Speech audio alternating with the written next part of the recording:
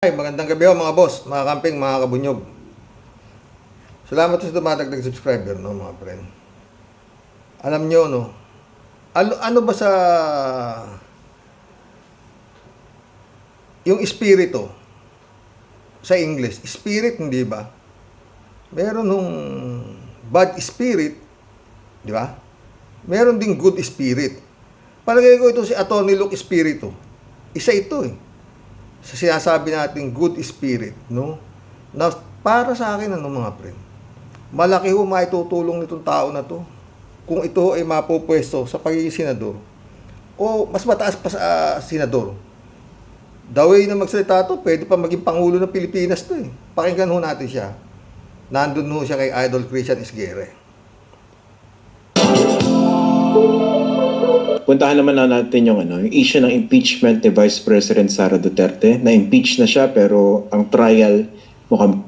One day ago po ito at meron po itong 18,000 views. No? At si Idol Christian Isguera pala ay meron ng 457,000 subscriber. Oh. Marami hong nakakaraabot ng mga ni Christian Isguera. Kaya siguro kung babasahin niyo naman mga comments dito, talagang merong napasok ng mga trolls pero walang kwenta. Mas marami ho ang sang-ayon kay Idol Christian Isguera. Maski ako eh. Pakinggan natin si Atty. Luke Espiritu, no? Mukhang matagal pa. Do you think this should be a campaign issue? Yes, I think anything na para sa accountability ng isang nagkasalang opisyal ay campaign issue. And it will open the discussion towards accountability na hindi lang si Sara Duterte ang na-involved. Hindi dapat tayo selective dito pagdating sa accountability. Pero una muna ang nakalagay sa table na dapat si Sara Duterte ay ma-impeach at kung gusto nilang pag-usapan ng impeachment na yan, well and good. It becomes part of the public discourse and we will weigh in on that. Kahit kami will weigh in on the fact na kailangan magkaroon ng accountability si Sara Duterte. Dapat ba ito tindigan ng bawat tumatakbo sa pagkasenador? They have to make known publicly their position on the impeachment of Sara Duterte? Sure, they should. Kasi makita kung saan sila. Hindi ko naman iniurungan din ang tanong na yan. Hindi ka pwedeng maging neutral sa ganyang bagay that is very important right now. Hindi pwedeng tumatakbo ka na ikaw ay labas o divorced sa context, sa political context na existing sa iyong pagtakbo. It's the same as tumakbo ka tapos ayaw mong sagutin ang problema sa inflation. Pwede mo ba naman ma-evade na pag-usapan ang inflation o mababang sahod o yung kontraktualisasyon? Pwede ba namang i-evade mo yan at pipili ka lang ng isang bagay kung saan ang boses mo ay ilalabas mo? No, political questions such as that, di ba? Impeachment ni Sara Duterte, ako na galing sa labor movement ako. And I do consider as very important ang usapin tungkol sa sahod, ang usapin tungkol sa kontraktualisasyon. Pero I do know na equally important na pag-usapan ang mga political na mga question tulad ng impeachment ni Sara Duterte, which involves a greater question of accountability of our public officials. Ngayon, kung tumatakbo ka at wala ka lang sasabihin sa mga importanteng mga bagay na yan, ano ka pa? Di ba? I mean, it will also reflect upon your fitness as a candidate. Meron bang kandidato na, di ba, na ayaw lang magsalita ng ganyan? Yan ba ay worthy na botohin into public office? You cannot be neutral. No. Sa times na ito, walang ganun. Di ba? Paano ka pa naging kandidato kung hindi? Marami yung nagsasabi kasi ito, mga senador na to, ayaw nila sabihin, neutral pa raw sila dahil aaralin daw nila kung dapat ma-impeach o whatsoever, magiging sila, senator judge eh. Tama si Atty. Luke Espiritu eh. Bakit? Bakit kailangan ng pagsabihin, hindi mo sasabihin kung ano ka? Di ba? Kagaya si Bato, si Bongo, si Kimo, halos alam na lahat na yan eh, na Hindi sila papayag ma-impeach si Sara na maging guilty si Sara, di ba? O, yung mga iba senador dyan, hindi kami, saka na namin na pagdating na ng trial, saka na namin sasabihin kung pag-judge na kami para hindi kami, neutral kami. Ganon. Walang ganon, no? Sabi. Tama di ba? At saka bakit ka magiging neutral? Kitang-kita mo na kung anong klaseng itong ini-impeach, itong tao na dapat ma-impeach. Di ba mga friend? Majority, super majority ng Kongreso gusto na siyang ma-impeach sa tawag ito. Sa survey naman, ganun din. Mas gusto na siyang ma-impeach ng mga taong bayan. Tapos eto nga ngayon, senador, ayaw mo sabihin kung ano ka? Naka-neutral ka? Di ba? Tuloy natin kay Attorney Luke Espiritu. Kung hindi ka makakapag-provide ng guidance sa mga political questions na existing sa isang partikular na panahon. Okay. Pero ang parang paliwanag, dahilan, o siguro palusot ng ibang mga kandidato dyan, paano kung maupo sila doon sa Senado at sila yung umupo bilang isa sa mga senator judges, lumalabas na prejudge nila yung impeachment trial. Yan Sila na rin nagsasabi, di ba, Oh. na ang impeachment ay hindi yan judicial in character. Ang impeachment is a political process. Oh. Pinapaliwanag yan ng lahat ng mga dalubhasa sa batas. So, at hindi naman tayo naluloko dyan, di ba? Hindi naman naluloko ang mga tao na kapag ikaw ay kaalyado ni Bongbong Marcos, gusto mo ng impeachment. Kapag ikaw ay kaalyado nila Duterte, ayaw mo sa impeachment. Oh, maliwanag Sa tingin ba nila, nabobola pa nila ang taong bayan as to the process? It is a political process and we do. Pero teka, Attorney Luke, maaring, yung kaalyado ni Duterte, lahat yun ayaw na ma-impeach si Sara. Di ba? Lahat yun, automatic. Kung yun ang mananalo, kaya sabi nila, kung ayaw ninyong ma-impeach si Sara, magili si Sara, iboto nyo kami. Straight. Para may kasama may kasama si Kimo, yung mga nandoon pa. Ang problema, Attorney Luke, doon sa line-up ni Bongbong, na hindi mo maintindihan kung pro impeachment sila o pro Sara o pro Marcos sila. Di ba? Marami doon Di ba? Mga hunyango Di ba? Nasa lineup ni Bongbong Marcos halos eto, ano lang natin. Tolentino, Villar, Tulfo, siyempre isa. Basta marami dun Cayetano. Hindi mo alam kung talagang sila, di ba? Tuloy natin. We do know that it's a numbers game and they say that all the time. Di ba sinasabi nila yan, impeachment is a numbers game. Kaya wag na tayong maglukuhan dyan, di ba? Wala namang ganun na ayoko lang, manahimik lang ako kasi, magiging senator judge ako I think that's a lot of hypocrisy na involved sa ganung klaseng posisyon. Okay, since we're in the topic na rin, kung sakaling maging isa kayo sa mga senador at maging isa sa mga senator judges, will you convict Sara Duterte? Yes. Bilis. Of course, it is important. It is important for our history na meron tayong record na pinarusahan natin ang isang mandarambong. The problem with Philippine society is that wala tayong ganun masasite. Maliwanag namang mandarambong, di ba mga friend? Si Sara Duterte, maliwanag naman mandarambong di nga niya may paliwanag kung saan niya dinala yung mga kwarta 612.5 million daang milyon, hindi mapaliwanag, di ba? Kaya nga siya ng COA whatsoever. Pero the way magsalita kasi itong mga Duterte, mga COA, puro COA, parang hawak na sila COA di ba? Anyway, si Duterte nga nagpwesto yata sa head ng COA di ba? Sino ba nandyan? Kalida? From our historical record. Hindi tulad sa ibang bansa na matino, tumino-tino sila kasi kahit papano sa kanilang history, ay pinarusahan nila yung mga mamamatay tao at saka mandarambong.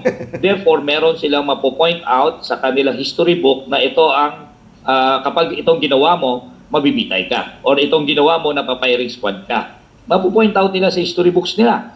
Halimbawa, sa Nazi Germany, nahuli yung mga kasapakat ni Hitler, talagang binitay yon after the Nuremberg trial. Therefore, ngayon, sa Germany, pumunta ka, kinakahiya nila yung ideology ni Hitler, ang Nazism. Kinakahiya nilang i-mention even Hitler. Kahit naman on the rise ang neo-Nazi. Pero hindi magiging talagang fringe na movement yan kung hindi nagkaroon ng punishment sa mga kasabakat ni Hitler. Yan ang epekto kung nakalagay sa history books na pinarusahan mo ang masama. Pwede mo siyang ituro sa kasaysayan na masama ito. Therefore, entire generations will now be educated to the fact na masama ang isang bagay. Kasi binitay mo yung representante ng masama eh. Sa Pilipinas, imaginein mo ang ating record. Pinatalsik natin ang diktador. Pinatalsik natin. Pero ang nakalagay sa history books ay nakaalis siya ng Pilipinas, nakabalik ang kanyang pamilya, naging political dynasty ang kanyang pamilya, tapos later on, naging presidente pa ang kanyang anak. O wala ka talagang matuturo eh. Di ba? Pag tatalsik mo, wala namang punishment. O meron tayong mga pinakulong. Si Gloria Arroyo, after a while, nakawala na. Nawala nga yung neck brace niya eh. Naging kongresista pa. Di ba? Sila Bong Revilla, sila ni Jigo Estrada, nakulong. Pero nakawala, senador ulit. You know, our record shows that if you are convicted of plunder or yung high crimes, you get out of jail and you regain your position, you regain your power. What kind of a history do we live in our record? And what kind of overall lesson do we pass on to the next generation of Filipinos? Ganyan, we need an example. We need an example that we can put in our history books para maturuan naman natin ang next generation of Filipinos. We need punishment not only of Sara Duterte but also of Rodrigo Duterte. Okay. For context lang, Attorney Luke, no? Kasi I know where you're coming from. Pero dun sa mga binanggit yung example kasi si Erap yung na-convict sa plunder. Diba? Pero he was pardoned. Napinardon ni Gloria Arroyo. But he was pardoned by Gloria Arroyo. Yung iba kasi nalusutan yung mga kaso. Kahit ang tingin na marami, malakas yung kaso nalusutan eh. Siguro may problema sa sistema. Dito kay Sara, no? When you said that you would convict Sara Duterte, what would be your basis kung hindi pa nagsisimula yung trial at wala pang formal presentation? Ganda ng tanong ni Idol Christian ha. Tignan mo yung sagot ni Senator Luke Espiritu ha. Of evidence. Well, from what is already based on the record na yung 125 million spent in 11 days because it will reflect upon yung kanyang fitness na mag-continue sa public office and the fact that public office is a public trust. It is not really, diba, it is not really like a case na kailangan mo pa ng object evidence o mataas na tipo ng investigasyon or DNA evidence. It's not like that. Many of the statements on public record remain undenied. Hindi naman denied na, di ba, in 11 days nawala yung 125 million. Hindi naman denied na merong mga Mary Grace Piatos na nakatanggap na they don't even explain kung saan kung kanino yan o existent ba yung tao na yan. So, hindi siya komplikado na kailangan mo pa ng forensic type ng determination that you could already form opinions about it. And you could already form opinions in the most important aspect, which is this public official really fit? And is this public official really faithful to the mandate na ang public office should be a public trust? Or is this public official to be held accountable para hindi na siya mag-discharge ng public office? And those determinations can be done, can be made. Okay. Sa pag-iikot niyo, Attorney Luke, dyan sa kampanya so far, no? napapag-usapan ba yung issue ng impeachment pagkausap niya yung mga ordinaryong Pilipino? Kasi base dun sa sagot nitong isa sa kapwa niyo kandidato, banggitin na natin si Senator Bam, the impression was, sa pag-iikot niya, hindi to gut issue. Issue ito ng mga politiko, pero hindi ng mga ordinaryong Pilipino. Ganun din ba yung nakikita niya sa pag-iikot ninyo? I don't think na lalong-lalo na pagdating sa eleksyon na ang mga Pilipino, masang Pilipino ay Ganda magpaliwanag ni Atty. Luke, no, mga friend. Tuloy. limited sa gap sa economic.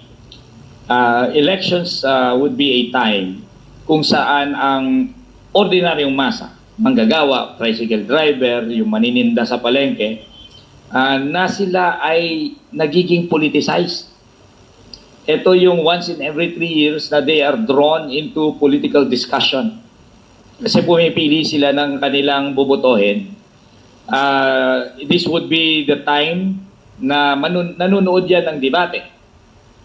Nakikinig sa mga diskurso, nakikinig sa mga kumakandidato. And they form their own opinions and their choices.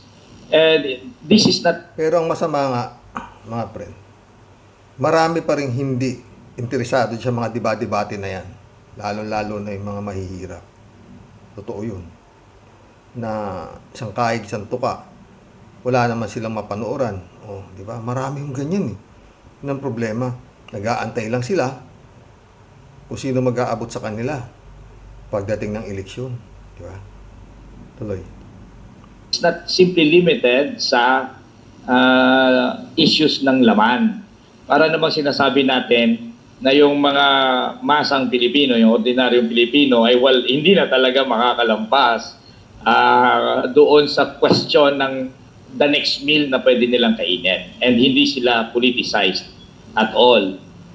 This is an issue that affects everyone. Middle class, the ruling class, the educated class, the working class. And I disagree with Senator Bam on that point. And actually, may mga survey, I think yung isa yung SWS, showing na 41% ng mga Pilipino pabor sa impeachment. Pero I think 35 naman yung hindi. Pero ibig sabihin, malaking bahagi ng ating populasyon, yung naniniwala na dapat ma-impeach, o importante at least itong issue ng impeachment. Yes. They're making judgments about it. Diba? Forming opinions about it. Walang kagatol-gatol si Atty. Luke, no? Oh. Kung sakali siyang magiging senador at isa siya magiging judge sa impeachment trial ni si Sara Duterte, kukumbig mo ba? Yes. Oh. Wala namang sabi niya, di ba? Ano bang dapat pa patunayan na dapat siya makalusot para ma-impeach, di ba? Oh, yung ugali ba? Hindi siya plastic, mga friend. Totoong tao siya. Hindi siya yung kagaya ng mga ibang politiko na putang na puro hunyango. Oo, kung sino kaharap, yun ang amo. Di ba? At ang mabigat, kagaya nga dyan sa line-up ni Bongbong, puta marami dyan, oo. Nakakatakot. Oo, mga friend. Kasi pinagkukuha nga ni Bongbong, puro dynasty. Di ba? Rebilla. Oo. Cayetano. Binay. Lapid. Oo. Halos lahat eh. Walang hindi eh. Di ba mga boss?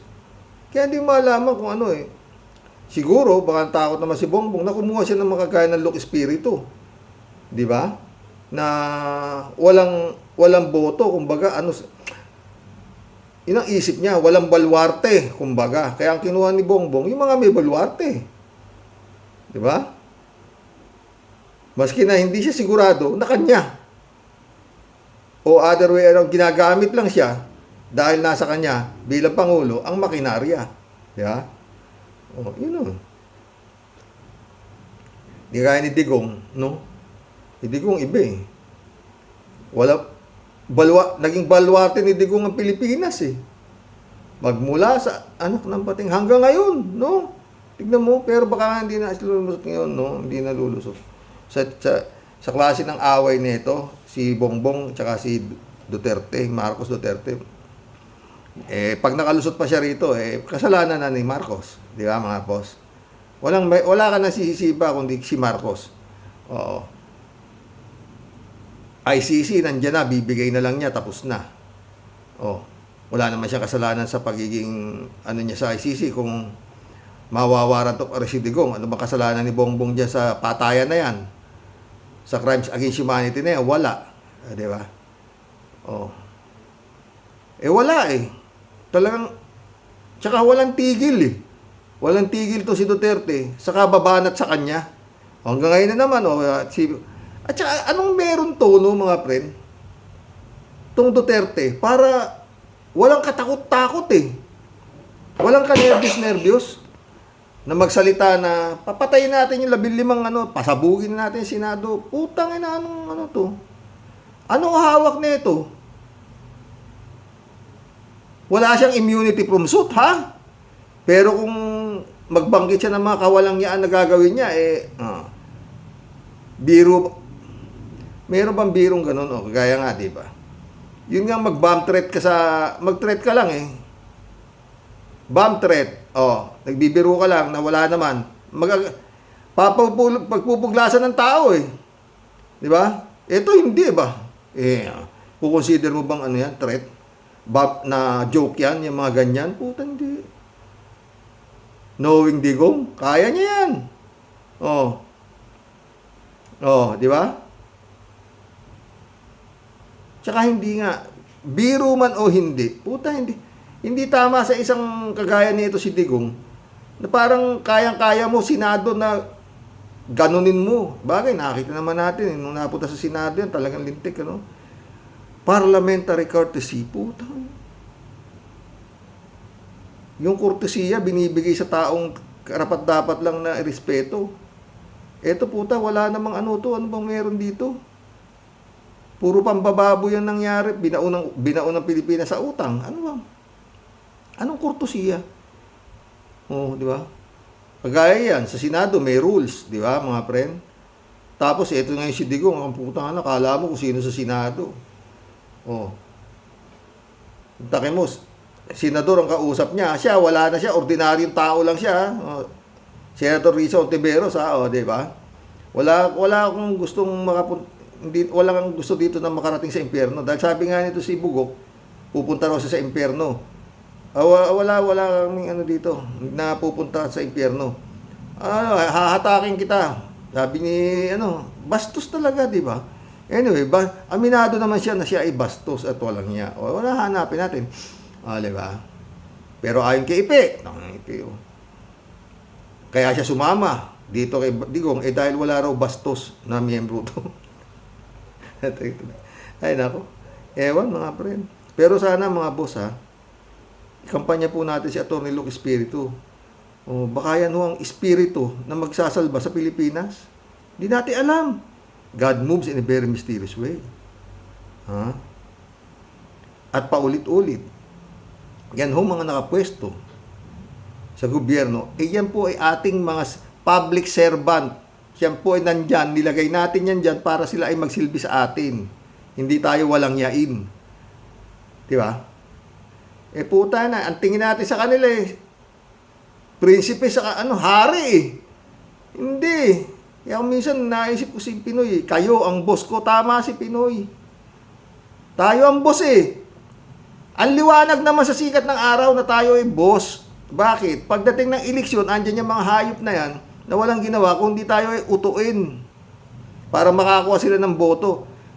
Kaya lang hindi naiintindihan ng ibang tao yung boto napaka-importante.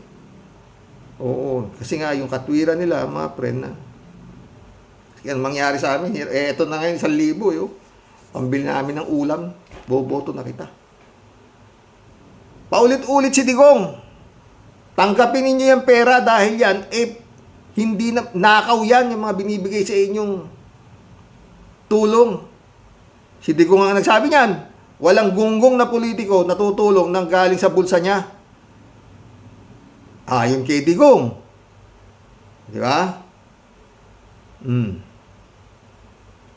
Kaya yung nasa sa atin na.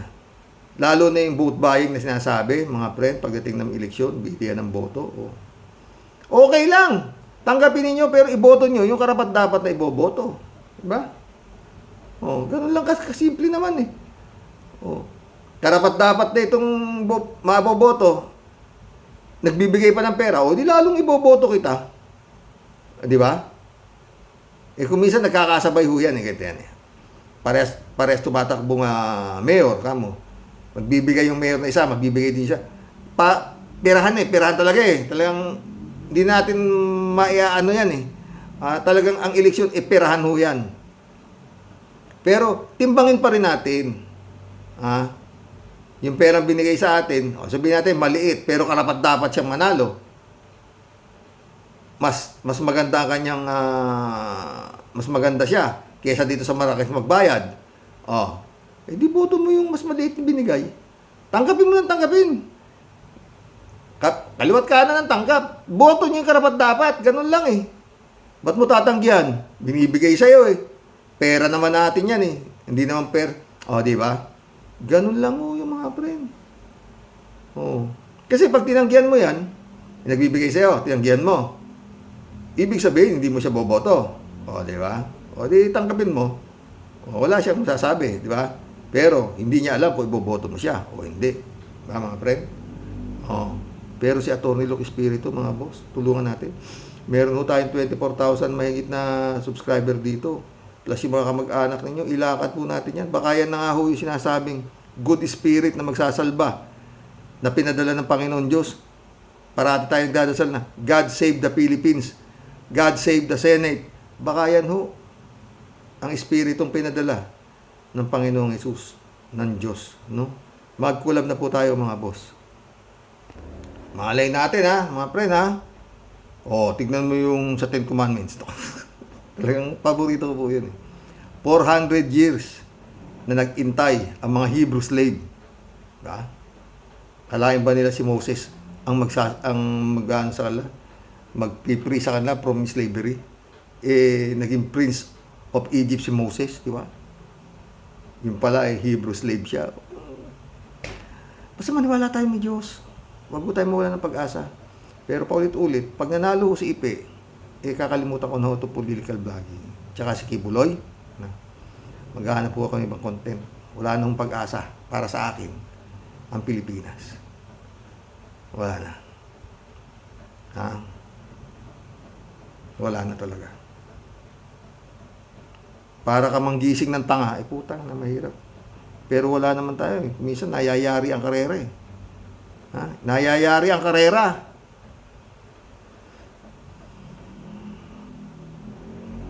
Ang ganda ng paliwanag ni Atty. Luke Espiritu. Raul Villanata, shout out. Greetings Kuya Rox. God bless inyo at sa inyong ibahay. God bless, Raul. Raul ulit nabariw na yung BP Sara nila. Kung ano-ano na lang ang sinasabi. Totoo nga, baliw nga tapos, ikaw na magiging senador na mag-judge dyan, itatago mo pa ang iyong magiging desisyon.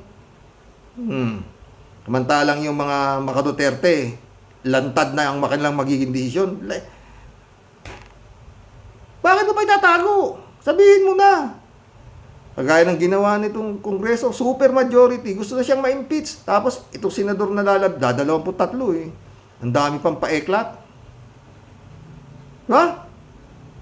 Kesyo sa pagkatapos na sona, ganito ganang ganito, putang yun. Tangin. Siyadong pa importante kung ako tatanungin mo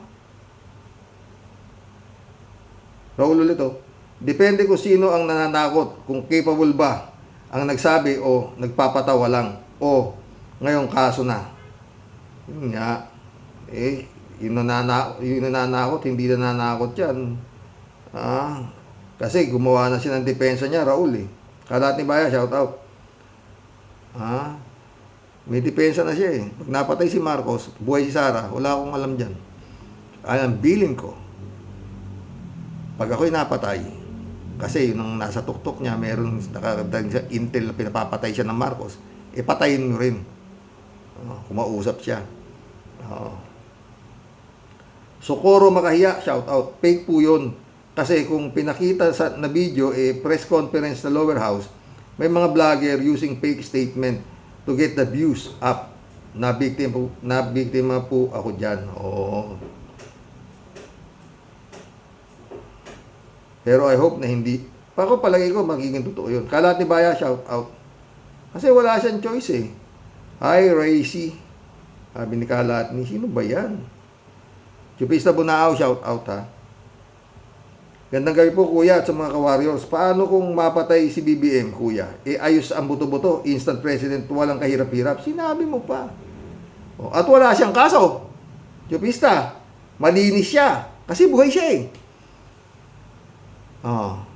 Ba't mo ako sisisihin? Ang bilin ko doon sa mamamatay tao, pag ako'y napatay, buhay ako, hindi yun ang pumatay. Maraming galit kay Marcos eh. Sasabihin lang na gano'n, as simple as that. Tataas na yung kamay niya ang presidente. Tapos tayo. Conchita Castillo, shout out. Magandang gabi din. Elizabeth Scare, shout out. Good evening, Sir Rox.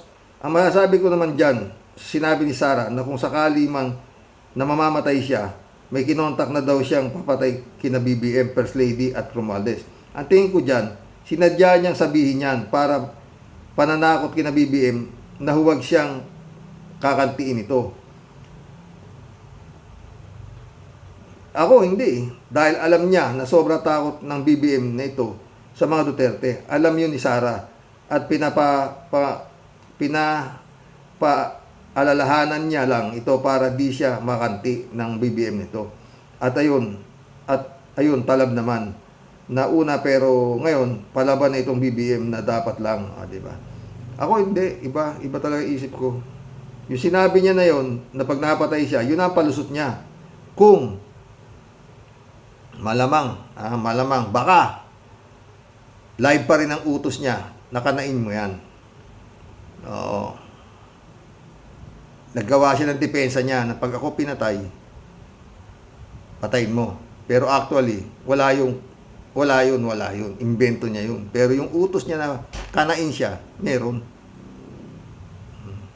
Baka ha, Elizabeth Iscareo, kung totoo man na nag-resign ito si Sara bilang VP, dapat lang ituloy ang impeachment nito para di na makabalik ito sa pwesto, di ba, Sir Rox? Yun naman. Sana makakulong ito para magtanda. Kung pwede lang habang buhay na, doon siya sa kulungan at bagay siya doon. At yung ugali niya, pangbilibid na. Totoo yan, Elizabeth. Kaya lang, ito nga si Bongbong, ang hindi ko alam eh. Napakalakas ng power mo. Tamo si Duterte, puta na. Tinira niya yung Marawi, nag-declare ng martial law sa Marawi. Hanggang ngayon yata, hindi pa na-rehabilitate yung Marawi. Winasak niya eh. Di ba? Sabi niya, may terorista. Puta, tinira ng tinira. Diba? Si Bongbong, wala pang, declare mo ng martial law sa Davao. Kunti lang nang papasukin mo dun, yung kingdom eh. Marami ka nang makukuha dun. Sa kingdom, marami na yun. Ang galang mo ng police power yung mayor doon, ano pa. Chupista Bunao.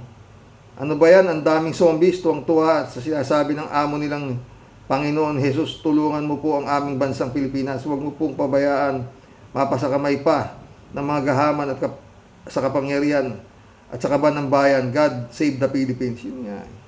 Baka si Atty. Loc Espiritu na ang kanyang ipinadala. Elizabeth Iscareo ulit ito. Dagdag comment ko po dito sa mga Duterte. Feel talaga nila hari at reyna sila. Yun nga at above the law. May posibilidad na pwede ding gumawa ng eksena itong Sara na ambush me. At para nga naman katwiran itong magsalita ng pananakot at pambabastos. Hay, kawawang Pinoy. Totoo yan. Wilfredo Pampilon, shout out. Sammy AJ, shout out. Karox, kung mapatay ang inutusan ni Sara bago siya patayin, todas. Ang problema nga sa amin, hindi nga ayaw nga niya humarap sa sa NBI para gustong alamin ng NBI kung sino yung taong kinausap niya para patayin si Bongbong Marcos. Hindi siya pumupunta eh.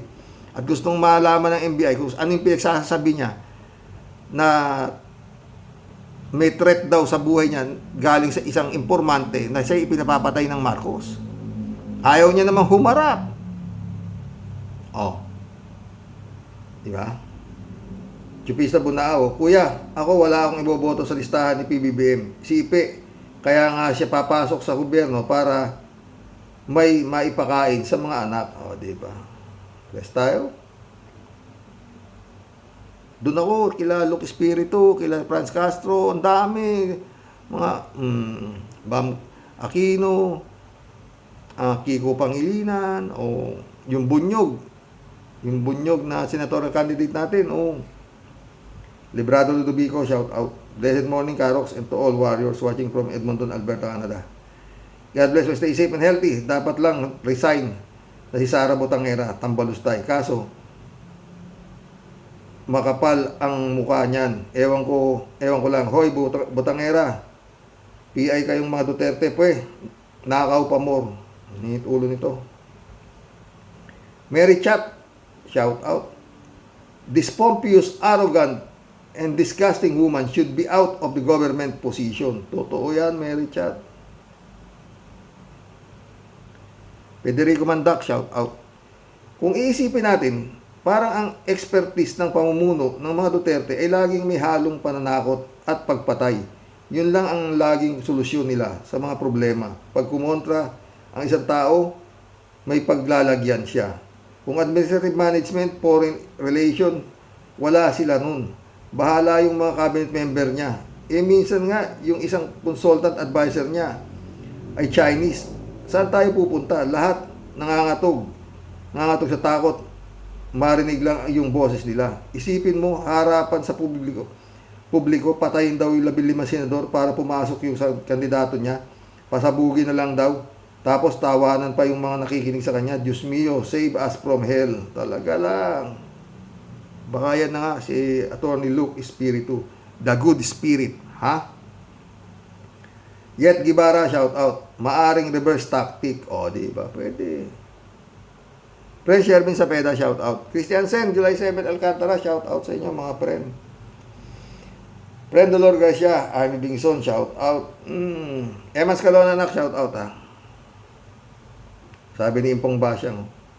Impong Basyang, Tim Tia Deli po is in the house. Bumabati po ng mapagpalang buhay sa iyo, Sir Rox, at sa mga buong Team Rocky Warriors the Great. Sir Rox, kumbaga po sa ulam, ito pong si Madam Pogi, grabe na pong nakakaumay. Araw-araw po siya lang talk of the town at kasama palagi sa plato ng kainan. Totoo yan ba Sir Rox? Sa tindi po ng mga ganap sa buhay niyan, pag di ka pa po talaga sanay at di matibay ang dibdib mo sa kapakapal na mukha mo, Sir Rox, baka kung sa iba pa yan, malamang isa na yan dun sa may special ward sa mental. Totoo yan, Tia Delica, ha? Pero bilib po ako talaga, Sir Rox, sa kanilang lahat. Lalo na po itong si Epal Ipe, makaasta at makapanindak sa kanyang speech. Akala mo naman talagang may ibubuga ang pinutukan ng lintik na yun. Hoy, manungang kami, tigil-tigilan mo yung mga paandar mong bulok na buwisit ka. Ano naman ngayon kung nasa line up ka ng mga Hitler na sinapian mo, ginusto mo yan di magpakadakila kang mag-isa. Kala mo naman masisindak mo kami at tatablang kami niyang pagsigaw-sigaw mo na yan, yawa ka. Wala kaming pake. Alam ko kung ilan sa mga awards na hakot mo, umuwi ka sa inyo. Magtanim ka na ng kamote. O kaya kalabasa, baka sakali may mas pag-asa ka. Dahil kahit ano pang pang-uuto na gawin mo, kung ikaw din lang, wag na toy. Oy, nakakasuka ka. Chupi, layas, buiset, kinam. Impong Basyang, lalayas po muna. Taimtimpong panalangin, mailigtas po tayo ng Diyos sa mga kamay ng mga buitre na ubod ng tatamis ang dila. Kala mo nga santo, pero nalulukuban po ng demonyo ang mga may tililing na utak. Ang sa inyo pong lahat, tunay pong nakikibaka at nagmamahal. Ito po ang asong at inyong Tia Deli. Rox, walang kamatayang patengis po sa laging walang sawa pong pagbabasa ng pinakamahabang talata sa kasaysayan. Pagbigyan nyo na po ako, Tia Deli, dito lang ako nakakapaglabas ng aking himutok sa mga pesting yawa. Alam nyo mga friend si Tia Deli di na ho ito American citizen po ito o dual citizen Mas matagal po ito sa Amerika kaysa sa Pilipinas. Oo.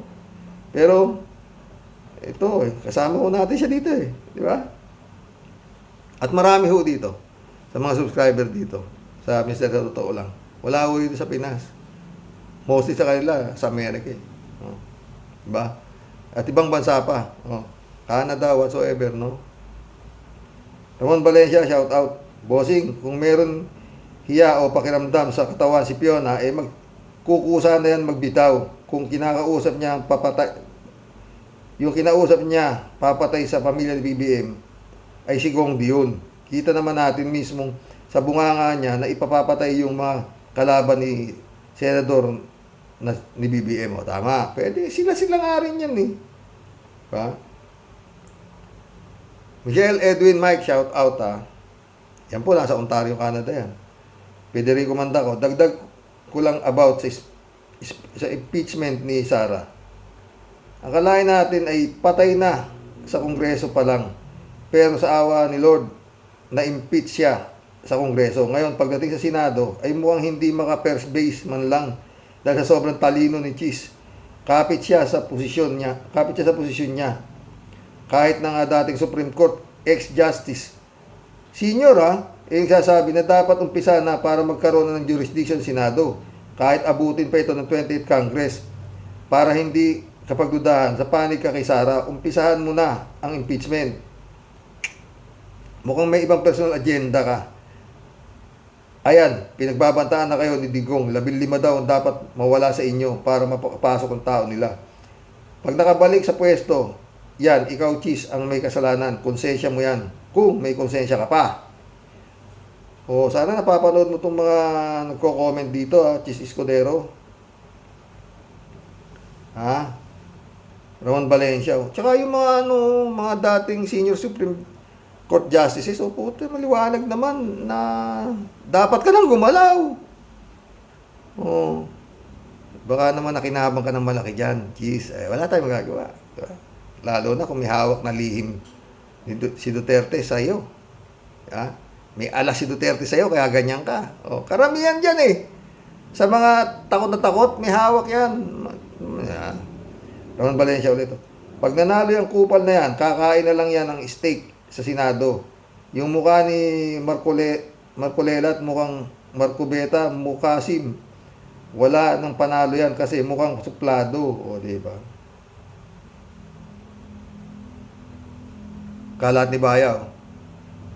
Ubos, hoy, paring Blenglong, mag-ingat ka. Huwag kang tutulog-tulog dyan. Pag naisahan ka ni paring Diggs at pag nakalusot si Sara, my love, ay ubos pati ang bulbul mo. Tatatarin ka ng mga ito ng parang giniling. Sayang ka. Wala ka sa kalingkingan ng ama mo. Malayo! Sara, my love, ano pang iniintay mo? Sabunutan mo na ang bulbul ni paring Blenglong ng matauhan na ang ungas na yan. Talagay ko kalahatig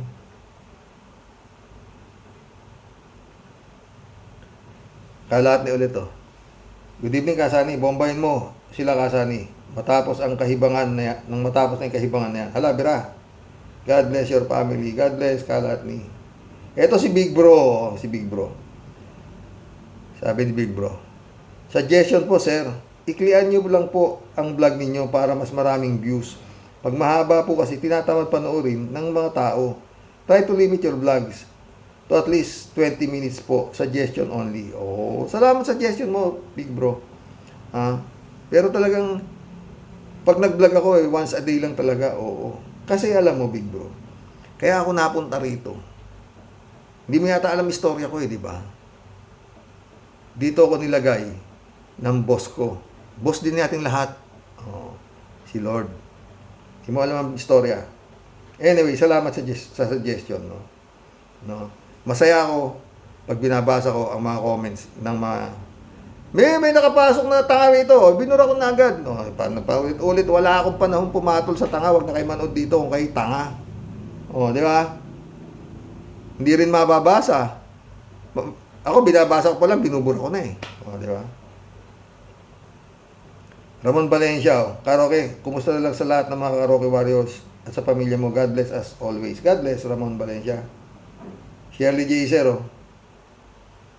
Nasa mukha naman nila at kilos, may mga mental health sila. Oh, yung mga sumasamba dyan, sa mga yan, may problema din sa pag-iisip, Karox. Sinabi, nakakatakot, naging horrible ang buhay ng mamayang Pilipinas. Ilang taon nagganyan, Diyos mio, naging presidente na ayaw pang tumigil ng kangangakngak. Totoo yan, Shirley. Baliw eh. Hanggang ngayon, ng putang ina, hindi pa maghinto. Paano? Paano siya hihinto? Diba? Ikakalkalin talaga lahat ng kayamanan nito eh. David Allen Mendoza. Oh. Tsaka yun nga, iba eh. Mafia nga yan eh. Davao Mafia. Oh. Tama si Senador Trillanes. Oh. David Allen Mendoza, shout out. Good evening po, Karox. Ano daw po? Nag-resign na Sara Jean Potpot. Nag-resign po baka doon sa partido nila sa Davao kasi wala namang kwenta yung partido nila na yun. Oo nga po. Nasa Japan. Nasa Japan nga daw si BP Sara Jean. Kasama yung kapatid niyang Hilaw. Kung may mangyari nga naman kay BBM, ay malakas ang alibay na wala siyang kainalaman doon. No? Di ba? At saka pasyal-pasyal lang sila muna. Saan ba naman nila dadalhin ng bilyon-bilyon pera ni Juan de la Cruz na nakurakot nila? Sinabi mo pa, David, di alam kung saan itatapon eh. Minsan naman, maiisipan ni Sara magsimba, bibili ng kwek-kwek at saka fishball. Tanginan yan. Tapos may nakatutok na camera, napakasimple ka. Tapos may background. Putang na. TikTok eh, mga TikTok. Oh. Mundo Cheng, shout out. Diyos ko naman, napakalinaw na nagbanta si Sara. At isa pang pananakot dahil hindi pa nga naman nangyayari pero naroon na ang bantang pagpatay. Yung ba ang isang legal? Yung ba ay isang legal? Ibanta sa isang pangulo ang unang ginang na bansa na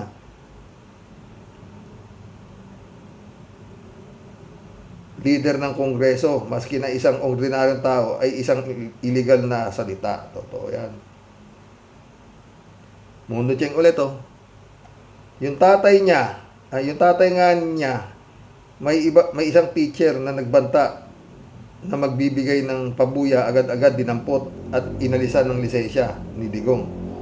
Si Digong lang ang binantaan pero itong Sara na reyna ng mga pagnanakaw 3 taon ang pinagbantaan ay hindi basta tao, ganun lang babaliwala. Wow naman ang batas sa atin. Napakakapal lahat kayong mga mangbabatas.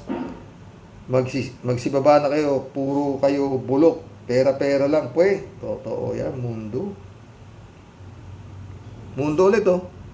Sa akin palagay, hindi naaabot pa sa impeachment yang si Sara, 100%. Magre-resign yan. At para may pag-asa pa siyang kumandidato sa 2028. At doon niya ibubuhos ang perang ninakaw niya sa kaban ng bayan. At pag siya ang nanalo, babawiin niya ng doble pa. Triple pa. Mundo Cheng ulit oh. Parang Roque, uulitin ko ulit sa'yo. Itaga mo sa ulo ni Bato na walang kalaman-laman kundi abo. Magre-resign yan. Hinayupak na magnanakaw. Pards, may pag-asa pang makapaghiganti. Mundo Cheng ulit to. Meron tayong mahigit 120 milyones. Wala man lang magkaisip na Meron tayong mahigit 120 milyones. Wala man lang magkaisip na itumba itong PI, masamang tao na ito sa kasaysayan ng bansang itumba na ang lahing Duterte para tumahimik na ang bansang. Hoy, Bongbong, gising! Kay Bongbong eh. Mundo ulit oh. Meron tayo, nabasa ko na to. Mundo ulit. Talagang mga sira na ang lahing mga baliw itong mga Duterte. Hindi ba nila alam, maski na kapitbahay nila, hindi sila iboboto. Ganon din yung mga aso't pusa nila, hindi rin sila iboboto. Kasama pa rin yung mga ipis, hindi rin sila iboboto. Pati surot, nakamukha ni Digong. Patay.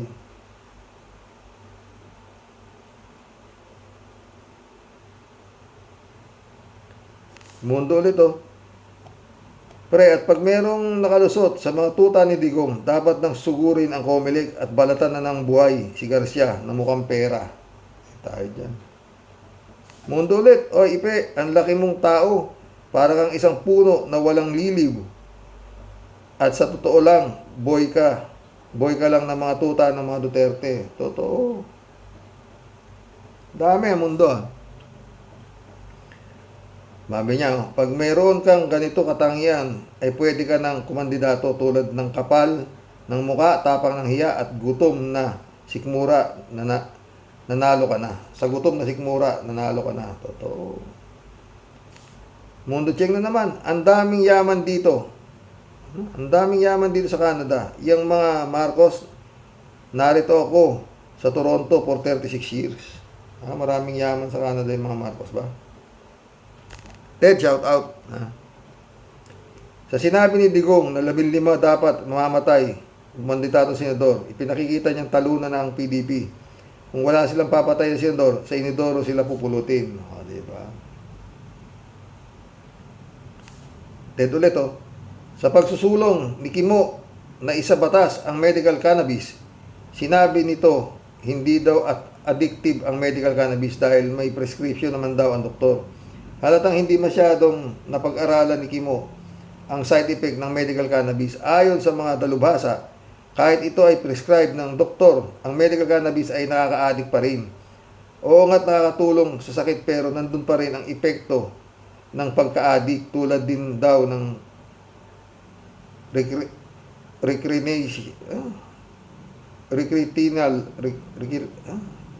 recreational marijuana na naapekto ng utak,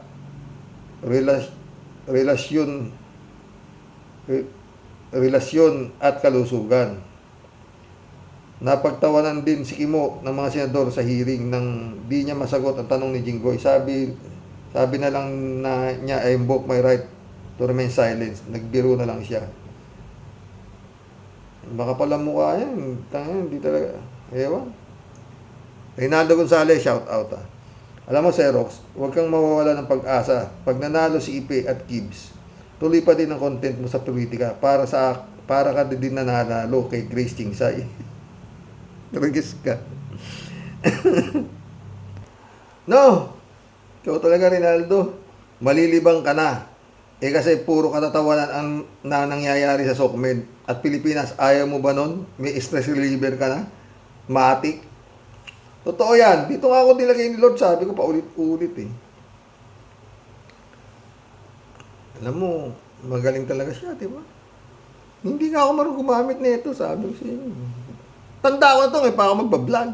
O, di ba? Dito ako nilagay, naging magkakaibigan tayo, di ba? Jackson, welcome to the club. Mga nuisance candidate yan, dapat DQ ng Comelec yan. Comelec? Kumulik nga Marilo Pabianak, shout out Blessed Sunday po tayo sa mga ka-warriors. Huwag namang ipahintulot ng Panginoon na makabalik pa sila sa Malacanang. Kasi balik na naman tayo sa patayan. Yan pa din nasa utak nila. At yun pa din ang mangyayari sa buong bansa. Nakakalungkot na lalong malulugmok ang bansa. At kawawang mga Pilipino. God bless us po at sa mga ka-warriors. God bless Marilo Castro. Ang problema, friend. Marami pang sana mali ako. No? Habang dinidikdik mo yan, mga bugok na yan, hindi yan, kagaya nga sabi ni Senator Trillanes, hindi yan titihaya lang para magintay ng uuli. Gagawa at gagawa yan. Sabi nga ni Secretary Llamas, tataob niya ng lamesa. Magiging magulo. Kaya lang, ano magagawa natin? Ganun talaga. Gobyerno. Ito mga pre, gobyerno kontra Duterte. Yan na yan kumpleto naman Duterte. Marami siya senador. Marami siyang mga hawak sa mga batas. Taki mo, hanggang ngayon yata, wala pang, puro file kaso, wala pa. Yung mga karamihan, nadidismiss pa. Diba? 3J Siopo. Alam mo, Xerox, ang saligang batas ay masalimuot. Kailangan talagang magaling ka sa batas. Maaring may may pasikot-sikot dyan na papabor kaya Sara kung gugusto yung i-acquit. At meron ding mga pasikot-sikot ang batas na hindi pabor kay Sara. Nasa mga judges na yan. May punto si Enrile, may punto si Atty. Claire, at higit sa lahat, may punto ka rin, Xerox. Yun nga, punto mo ang maaaring paikutin ng batas, pabor o hindi pabor kay Sara. Ang ating magagawa ay ipagdasal na ang mga judges ay pumanig sa taong bayan. Diyos ko, pudpud na yung lingwahe ko sa kada dasal sa totoo lang, pero talagang hindi pwedeng bumitaw sa kanya Hanggang ngayon, nangingibabaw pa rin sa bansa natin Paulit-ulit. Dalawang dinastiya na mamimili ka kung tatalong ka sa eroplano o sa helicopter. 3J Show pala to. Sa Rox, medyo umaatake na si BBM kay Digong. Siyempre, campaign period matalas ang bibig ni BBM. Kasi alam mo bang ang mother ni BBM ay mga China noon? At yak na alam ni Madam Imelda the heart of war ng isang Chinese philosopher. At yak at naituro na ito ni Imelda sa mga anak niya. Kaya akala natin noon si BBM pangiti-ngiti lang habang nilalambas siya ni Digong. Di ba? Mag-iisang oras na naman tayo mga boss. 3J Show ulit Xerox, ito na ang matagal ko nang laging sinasabi. Sabi ng Art of War, if you know your enemy and you know yourself, hindi ka kailangang matakot kahit 100 gera dahil alam mo ang kalaban mo at alam mo ang kakayahan mo. Bistado na ni BBM si Digong. Alam mo BBM kung paano magbanta si Digong, paano mainis, maasar, etc. Samantalang si Digong di niya kabisado, hindi niya kalkulado si BBM. Yan bale ang isa sa mga context ng Art of War. Philosopher na rin ako. Sa mo nabasa na naman yan ha? 3JC ulit Xerox, alam ni Digong na kay BBM ang makinarya sa campaign period na ito. Tuso si Digong tuso rin si BBM, pero si BBM ang image niya mabait, mapagtimpi, dipikon, pero di mo alam kung ano talaga ang tunay na niyang ugali. Di niya pinapahalata sa tao para ang image niya ay ibang-iba kay Digong. Mamahalin siya ng mga tao dahil mabait. Ganun Ay, mission accomplished mga boss. Hanggang bukas po muli. Topic na naman natin, maganda.